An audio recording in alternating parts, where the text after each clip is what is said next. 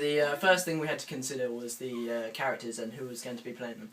All four of us said that we would play characters in our piece, so George is going to play the detective, Harry's going to play the femme fatale, and me and Becky are going to do smaller roles but picking up extra characters as well, like people in the background in bar scenes and everything like that.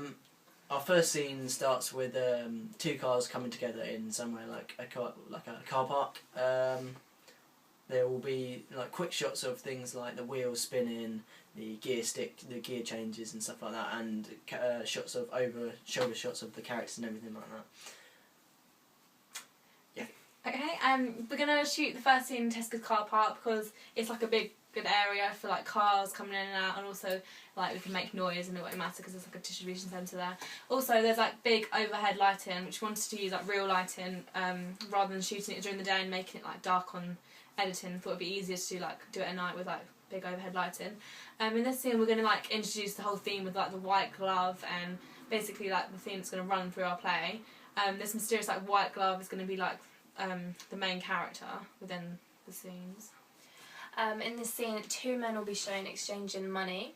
We'll have like close-up shots of the briefcase, and little dialogue is going to be included in this scene just to emphasise the mysteriousness of it all. And to be introduced to the detective and femme fatale in a bar scene where the detective will come across the femme fatale alone. The ideas for the costumes for femme fatale, like we thought quite like sexy, like raunchy, like reds and blacks and scoot backs. For our first scene where you see the femme fatale, she's going to be wearing a red long dress with a slit up her leg, so quite like sexy, give away a bit of, you know, passion and emotion. The place we're going to do it at is the Rose and Crown National, which is where I work. We can do it any hours. We've got full permission to be there. Really, it means that we can go behind the bar and everything like that. We've got full access to everywhere in the pub, basically. And in this scene, the femme fatale and the detective will be shown sat at the bar talking, flirting with each other, developing their relationship. This is the scene where she asks him to help her with the case.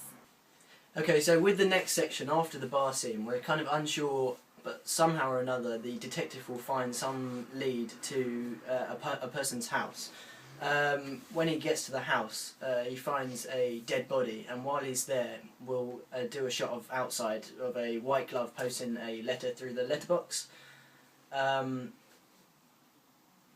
and that will give him the next lead to the next place of where the action is. Yeah, where the action is, and we're not sure if it's going to be coded or whatever like that, or if it's going to be an address or some sort of thing like that. The next scene will be the detective and the femme fatale meeting again. They will talk about what the leads the detective has and what he knows about the case. Next scene is going to be a bedroom scene. One thing leads to another, end up in bed together.